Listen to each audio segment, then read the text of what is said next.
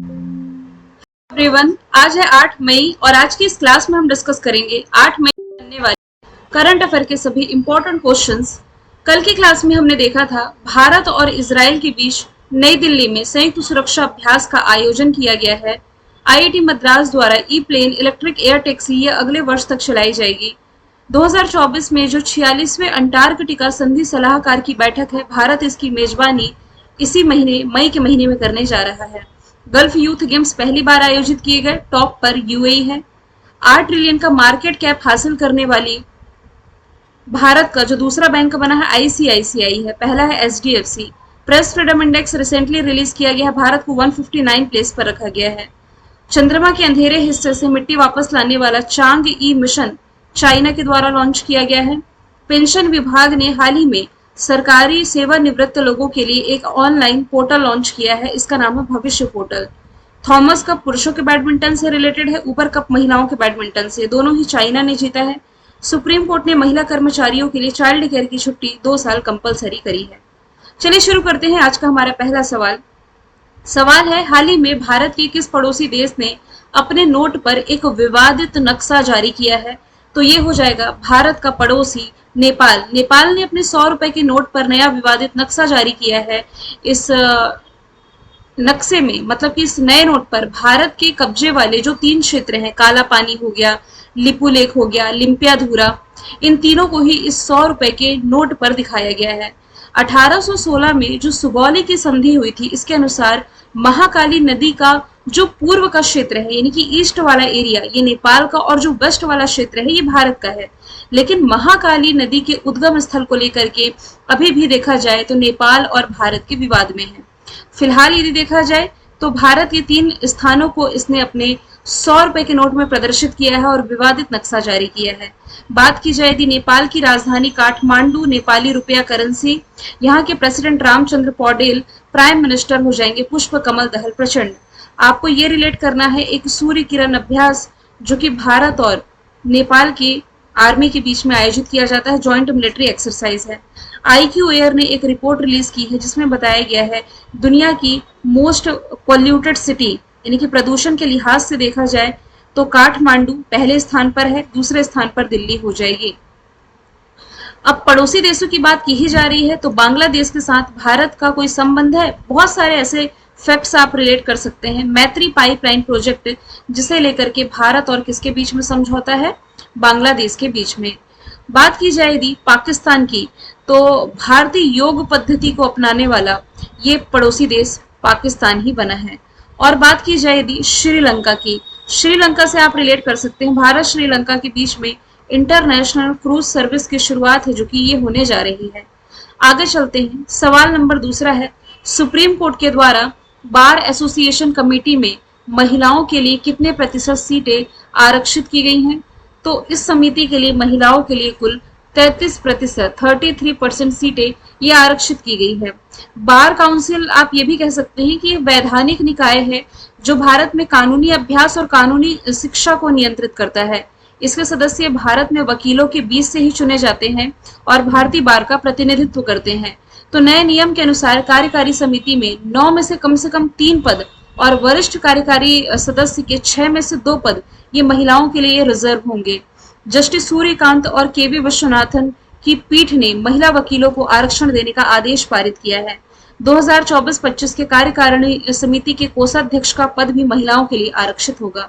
आपको यह भी मालूम होना चाहिए सुप्रीम कोर्ट ऑफ इंडिया ने रिसेंटली फैसला किया है कि महिलाओं को 2 वर्ष के चाइल्ड केयर की छुट्टी अनिवार्य करार दी गई, इसे संवैधानिक बताया गया है। सवाल नंबर तीसरा है, जीएसटी अपीलीय न्यायाधिकरण के प्रमुख के रूप में किसकी नियुक्ति की गई है? तो प्रमुख के रूप में अभी recently Sanjay Kumar Mishra, option number C इसका राइट आंसर हो जाएगा, जो कि सेवानिवृत्ति न्यायाधीश है। इनका कार्यकाल 4 वर्ष या 70 वर्ष की आयु तक, जो भी पहले हो तब तक होगा। जीएसटी ट्रिब्यूनल की स्थापना जीएसटी से संबंधित विवादों को तुरंत और कुशलता से संबोधित करने के लिए विशेष निकाय के रूप में की गई है।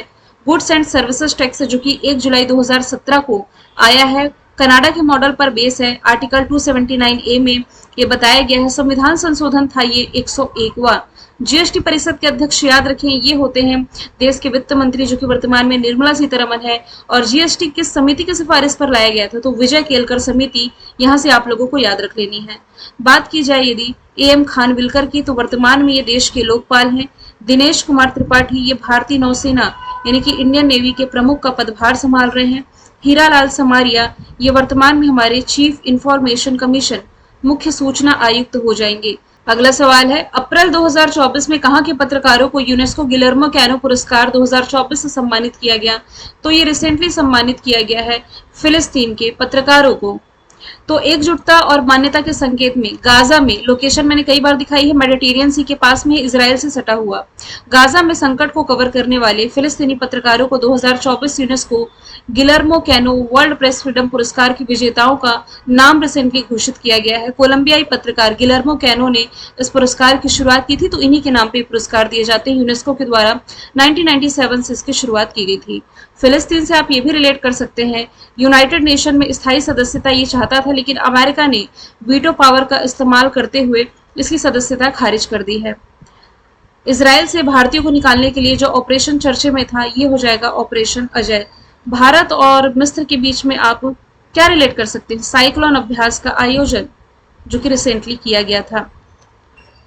आगे चलते हैं, सवाल नंबर 5वां है, एनपीसीआई ने किस अफ्रीकी देश में यूपीआई जैसी भुगतान प्रणाली विकसित करने के लिए समझौता किया है, तो ये समझौता अफ्रीकी कंट्री नामीबिया के साथ किया गया है। बैंक ऑफ नामीबिया के साथ ये समझौता है। एनपीसीआई के देखिए यहाँ पर फुल फॉर्म बनती है national payment corporation of India. NPCI international payment limited यानी कि एनआईपीएल ने नामीबिया में भारत का जो यूपीआई है, यूनिफाइड पेमेंट इंटरफेस, इसके समान वास्तविक समय भुगतान प्रणाली शुरू करने के लिए बैंक ऑफ नामीबिया के साथ हाथ मिला लिया है। यहाँ पर थोड़ी टाइपिंग मिस्टेक है, इसे मैं सुधार दूंगी। एनपीसीआई की स्थापना 2008 में की गई, मुख्यालय मुंबई में है। दिलीप अशबे वर्तमान में इसके एमडी सीईओ हो जाएंगे।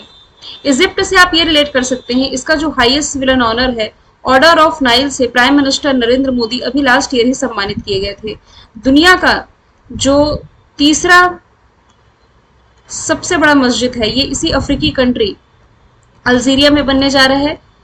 3D प्रिंटेड मस्जिद सऊदी अरब मैंने बताया है, कंफ्यूज नहीं होंगे। ब्रिक्स समिट जो लास्ट ईयर की रही थी, ये होस्ट की थी अफ्रीकी कंट्री साउथ अफ्रीका ने। अब जो 2024 की होगी, ये होस्ट करेगा कजान रशिया। चारों ही अफ्रीकी कंट्री थी जो मैंने ऑप्शन में रखी है।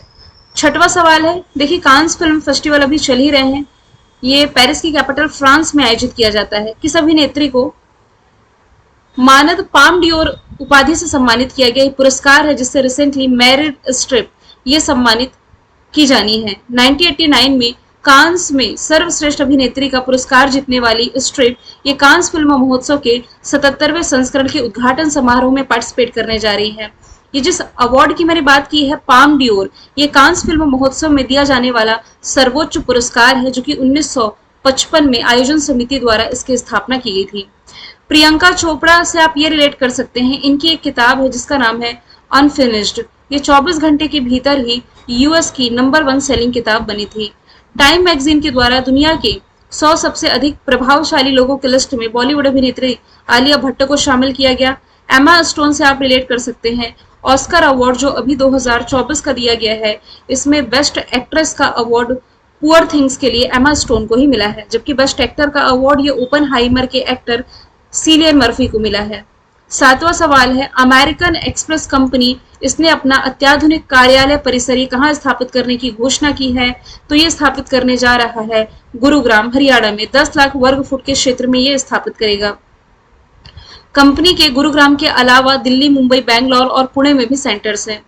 अमेरिकन एक्सप्रेस कंपनी एमएक्स ये एक अमेरिकी बैंक होल्डर कंपनी और बहुराष्ट्रीय वित्तीय सेवा निगम है जो कि भुगतान कार्ड में विशेषज्ञता इनकी एक्सपर्टीज रखती है। अमेरिकन एक्सप्रेस की स्थापना 1850 में की गई, न्यूयॉर्क में हेडक्वार्टर है। स्टीफन जे स्क्वेरी वर्तमान में इसके अध्यक्ष और सीईओ हो जाएंगे। वाराणसी प्राइम मिनिस्टर नरेंद्र मोदी जी का निर्वाचन क्षेत्र यदि आप रिलेट करें तो सबसे बड़ा ध्यान केंद्र दुनिया का जिसका नाम सर्ववेद है, उद्घाटन यहीं पर किया गया। अभी दिंकतारा मुख्यालय ये ओपन किया गया है बैंगलोर कर्नाटका में। हैदराबाद से आप रिलेट कर सकते हैं, देश का पहला गोल्ड एटीएम। 8वां सवाल है, भारत द्वारा दुनिया का सबसे बड़ा चुनाव देखने के लिए कितने देशों को आमंत्रण दिया गया है, तो कुल ऐसे 23 देश हैं। भारत का जो इलेक्शन कमीशन ऑफ इंडिया है यानी कि चुनाव आयोग ने लोकसभा चुनाव 2024 के दौरान अंतरराष्ट्रीय चुनाव आगंतुक कार्यक्रम की मेजबानी की है। ये प्रतिनिधि 4 से 9 मई तक 6 राज्यों में चुनावी तैयारियां और मतदान की प्रक्रियाओं का निरीक्षण करेंगे। अभी जिन कंट्रीज को आमंत्रण दिया गया है इसमें जैसे कुछ एग्जांपल्स मैंने लिखे हैं, Mongolia, Russia, Australia, Maldives, Bangladesh, Sri Lanka, Nepal, Israel, Bhutan, Fiji, Madagascar, Tunisia, Seychelles इत्यादि देश शामिल है। इलेक्शन कमीशन ऑफ इंडिया की बात की जाए ना तो इसका उल्लेख भारतीय संविधान में आर्टिकल 324 से 329 के बीच में किया गया है। इसकी स्थापना की यदि बात की जाए तो ये 25 जनवरी 1950 में इसकी स्थापना की गई थी। हेडक्वार्टर तो दिल्ली में है ही और वर्तमान में जो इसके अध्यक्ष हो जाएंगे ये हो जाएंगे राजीव कुमार। इसके अलावा आप ये भी याद रखें कि अन्य निर्वाचन आयुक्त के रूप में सुखबीर संधू और ज्ञानेश कुमार की नियुक्ति की गई। अगला सवाल है, चाइना ने चांग E6 ये चंद्रमा की गहराइयों में नई खोज के लिए लॉन्च किया गया। यहाँ आज थोड़ी 2-3 टाइपिंग मिस्टेक हो गई है टाइपिस्ट से, कोई बात नहीं है, इसे मैं मॉडिफाई कर दूंगी। सवाल है कि इसके लिए किसके साथ साझेदारी की है, तो आंसर हो जाएगा पड़ोसी पाकिस्तान के साथ। चाइना ने चांग E6 लूनर मिशन के लिए पाकिस्तान के साथ साझेदारी की है। इस मिशन का उद्देश्य है चंद्रमा के दूर की ओर से मिट्टी और चट्टानों के सैंपल्स कलेक्ट करना और पृथ्वी पर लाना। पाकिस्तान चाइना के चांग 6 प्रोब पर अपना पहला लूनर मिशन IQ-Q ये लॉन्च करने के लिए तैयार है। चाइना का संघाई विश्वविद्यालय और पाकिस्तान का इंस्टीट्यूट ऑफ स्पेस टेक्नोलॉजी के सहयोग से विकसित ये जो IQ-Q है इसमें ऑप्टिकल कैमरे लगे हैं जो कि चंद्रमा के सरफेस यानी कि सतह की तस्वीरें ले सकेगा। पाकिस्तान की राजधानी इस्लामाबाद, नए राष्ट्रपति आसिफ अली जरदारी, प्रधानमंत्री रिसेंटली अभी ये है शाहबाज शरीफ। रेड क्लिफ लाइन है जो कि भारत पाकिस्तान को सेपरेट करती है। आप ये भी याद रखें भारतीय योग पद्धति अभी रिसेंटली इसी पाकिस्तान ने स्वीकारी है और इसाक डार यहाँ के उप प्रधानमंत्री बनाए गए हैं। चंद्रमा पर पहुंचने वाला 5वां देश ये भारत के बाद बना है जापान। भारत चौथा देश था लेकिन साउथ पोल पर लैंडिंग कराने वाला पहला देश। रसिया ने अंगारा मिशन अभी रिसेंटली लॉन्च किया है। लास्ट का सवाल मैंने रिवीजन के लिए रखा है, अंतरराष्ट्रीय मुद्रा कोष यानी कि IMF की डिप्टी MD कौन है, इनका दूसरा कार्यकाल इस साल से शुरू हो जाएगा। ये हो जाएंगी क्रिस्टलिना जॉर्जीवा। देखिए ये तो MD हैं, डिप्टी MD ये हो जाएंगी भारतीय मूल की गीता गोपीनाथ। तो IMF की स्थापना 1944 है, हेडक्वार्टर वॉशिंगटन DC। 1945 है ये, 44 वर्ल्ड बैंक का है, स्थापना वर्ल्ड बैंक की 1944 है, कार्यकाल 1945 से शुरू है। MD क्रिस्टलिना जॉर्जीवा हो जाएगी। आपको ये भी मालूम होना चाहिए according to world bank Bharat की जो अनुमानित वृद्धि दर है इस साल के लिए GDP ग्रोथ रेट 6.8% फोरकास्ट की गई है और वर्ल्ड बैंक के अकॉर्डिंग 6.6%। स्टैटिक जीके में देखें यदि हम तो आर्य समाज की स्थापना स्वामी दयानंद सरस्वती ने की। अर्थशास्त्र किताब लिखी है कौटिल्य ने। भारत का बिस्मार्क वल्लभ भाई पटेल। स्वतंत्रता प्राप्ति के समय कांग्रेस के अध्यक्ष JB कृपलानी। चंद्रमा पर कदम रखने वाले पहले व्यक्ति नील आर्मस्ट्रॉन्ग। मनुष्य के शरीर में सबसे छोटी हड्डी स्टिपीज है कान में। सूर्योदय का देश जापान। सबसे प्राचीन वेद ऋग्वेद। सर्वप्रथम अशोक के शिलालेखों को पढ़ा था जेम्स प्रिंसअप ने। कल मैंने पूछा था आप लोगों से कल नीलगिरी तहर परियोजना के बारे में जो कि तमिलनाडु ने शुरू की है। आज का सवाल है भारत की बहुउद्देशीय ग्रीन हाइड्रोजन पायलट प्रोजेक्ट की शुरुआत किस राज्य में की गई है। आंसर इसका आप कमेंट बॉक्स में बताइएगा। फिर हम मिलेंगे नेक्स्ट वीडियो में। Thank you so much.